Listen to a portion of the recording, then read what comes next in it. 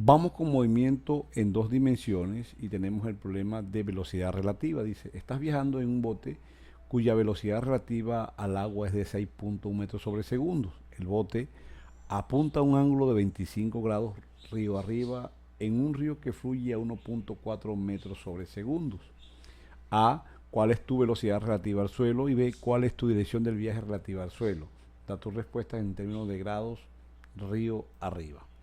Bueno, entonces está viajando este bote con un ángulo de 25 grados, ¿sí? Con una velocidad de 6.1 metros sobre segundo. Listo.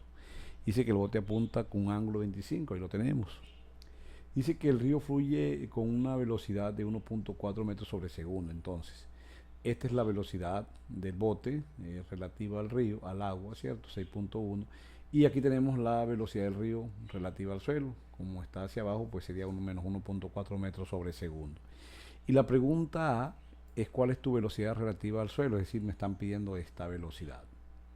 Para calcularlas, muchachos, necesitamos primero hallar las componentes tanto de esta velocidad como de esta en términos de X y de Y. Entonces, la velocidad del agua, del bote, perdón, relativa al agua en X sería entonces 6.1 por coseno de 25 y eso nos da 5.5 metros sobre segundo.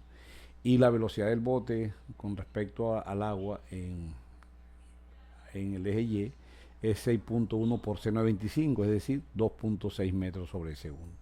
De este mismo modo, calculemos entonces esas componentes para la velocidad del río con respecto al suelo, la cual en X sería igual a 0, fíjense, porque está directamente apuntando en el eje de las Y, es decir, en el eje de las Y, pues obviamente sería menos 1.4 metros sobre segundo.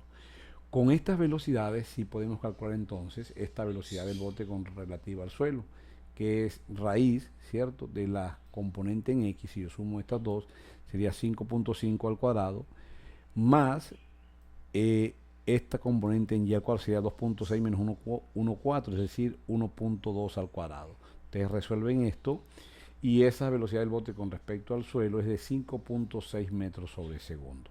Miremos la dirección, es tangente a la menos 1 de la componente en Y entre la componente en X, ¿cierto? Tangente a la menos 1, es decir, eso nos da 12 grados. Chicos, aquí finalizamos el problema. No olviden suscribirse a nuestro canal. Muchas gracias.